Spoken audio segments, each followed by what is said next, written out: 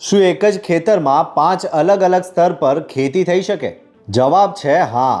ધારીના ચતુરભાઈ રૂદાણીએ પોતાની 10 વીઘા જમીનને એક એવા મોડેલ ફાર્મમાં ફેરવી નાખી છે જે આજે આખા ગુજરાત માટે મિસાલ બની ગયું છે. ગ્રેજ્યુએશન પૂરું કર્યા પછી ઓફિસની એસી કેબિન છોડી ચતુરભાઈએ પ્રકૃતિના શરણે જવાનું નક્કી કર્યું. તેમના ખેતરમાં ઊંચા સરગવા અને આંબા છે, તો નીચે શેરડી, કેળા અને જમીનના પડમાં હળદર તથા શાકભાજી લહેરાઈ રહ્યા છે.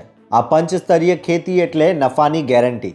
આમ તો 2001થી જ મારું વિસર્જન અમારા ભાઈનું ત્યારથી જ ખેતી કરું છું પ્રાકૃતિક, અને પહેલેથી જ ગવર્મેન્ટના બધી યોજનાઓમાં લાભ લઉં છું. અને ગવર્મેન્ટને જ્યાં જ્યાં ક્યાંય ત્યાં પ્રવાસ પણ, પ્રેરણા પ્રવાસ પણ કરેલા છે. અને અત્યારે મારે મેઇન ફોકસ મારો આંબા ઉપરનો છે. ત્યાર પછી પંચસ્તરી ખેતી છે, જેમાં સરગવાના પાનનો પાવડર બનાવું છું, ફોદીનાના પાવડર બનાવું છું. પછી અંદરની વસ્તુ મારે જે જોતી હોય એ વસ્તુ આવી. એ સિવાય મારે શેરડીના જે આપણે જીવામૃત બનાવવા માટે જે શેરડીના ગોળને બદલે મેં રસ અને એનું મશીન લીધું છે. એમાં આ વર્ષે પણ સારું અને મારા આંબાનું આવરણ પણ સારું છે. અને એ સિવાય કે ગવર્મેન્ટની કોઈ પણ યોજના હોય એમાં અમને સારો લાભ આપે છે. મને બીઆરસી સેન્ટ્રલમાં અત્યારે 1 લાખ રૂપિયાની સહાય આપેલી છે, જે ટાંકાને બધું 10 પરણીને જીવામૃતને, ધનજીવામૃતને બનાવવા માટે. એ સિવાય અમારે અહીંયા પ્રેરણા પ્રવાસોને ઘણા આજુબાજુના જે સ્કૂલો છે કૃષિની, એમના પણ બાળકો દર વર્ષે મારી પાસે અહીંયા વિઝિટે આવે છે.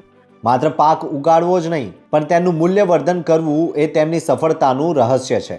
સરગવા અને ફુદીનાનો શુદ્ધ પાવડર બનાવી તેઓ બજારમાં ઊંચા ભાવે વેચી રહ્યા છે. પરિણામ, વર્ષે 7 થી 8 લાખ રૂપિયાનું ચોખ્ખું ઉત્પાદન. કોઈ રાસાયણિક ખાતર નહીં, કોઈ ઝેરી દવા નહીં, માત્ર ગાય આધારિત પ્રાકૃતિક પદ્ધતિ અને ચતુરભાઈની મહેનત. આ છે બદલાતા ભારતનો એક ખેડૂત જે હવે મજૂર નથી, પણ એક સફળ ઉદ્યોગ સાહસિક છે. ખેડૂત હવે માત્ર પાક પકવનારો નથી રહ્યો, તે પ્રોસેસિંગ અને માર્કેટિંગનો માસ્ટર પણ બની ગયો છે. ચતુરભાઈની આ ક્રાંતિ એ નવા યુગની ખેતીની શરૂઆત છે. જોતા રહો ગુજરાત વંદન. ધન્યવાદ.